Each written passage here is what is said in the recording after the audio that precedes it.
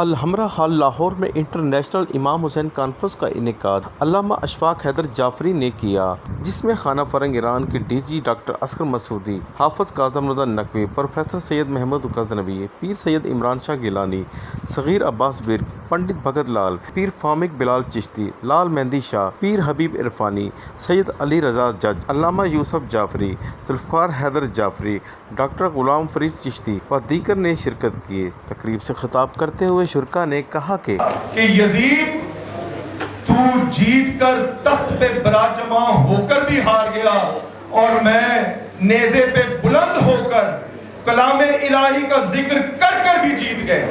جعفری کے دامن سے دو چیزیں وابستہ تھیں، ایک حب اہل بیت اور دوسرے امن۔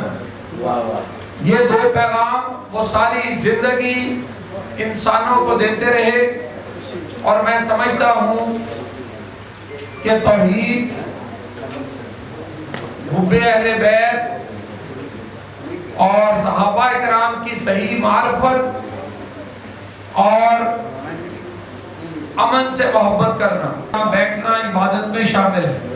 تو یہ ہم سب کا عقیدہ ہے کہ جناب آدم علیہ السلام کی پہلی سانس سے لے کر کائنات کے آخری آدمی کی آخری ہچکی تک بھی اگر وقت مل جائے تو محمد و آل محمد کے نالین کے طلبے سے اٹھتے ہوئے خواب کی ذرے کی فضیلت کرنے کے لیے بھی آج ہر غیرت مند مسلمان ایک دوسرے کو مبارکباد دے رہا ہے اسلامی ایرانی کی کامیابی پہ۔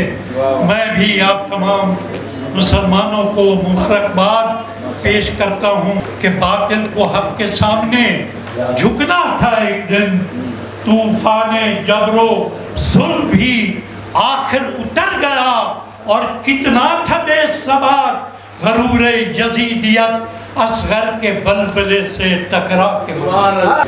چاہے وہ مسلمانوں کے جتنے بھی فرقے ہوں، سب مکاتب فکر کے علماء یہاں پر تشریف لاتے ہیں، اور جو میرے والد گرامی اپنی مجلسوں میں ایک جملہ کہا کرتے تھے کہ امام حسین علیہ السلام کی مجلس میں آنے کے لیے شیعہ ہونا ضروری نہیں۔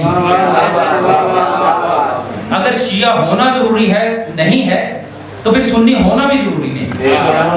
اگر شیعہ اور سنی ہونا ضروری نہیں ہے تو پھر اہل حدیث ہونا بھی ضروری نہیں، اس لیے کہ امام حسین نے ایسا۔ آپ کہیں گے کہ پھر اگر شیعہ، سنی، وہابی، دیوبندی، عیسائی، یہودی، بدھزم سے تعلق رکھنا ضروری نہیں تو پھر کس چیز کا ہونا ضروری ہے؟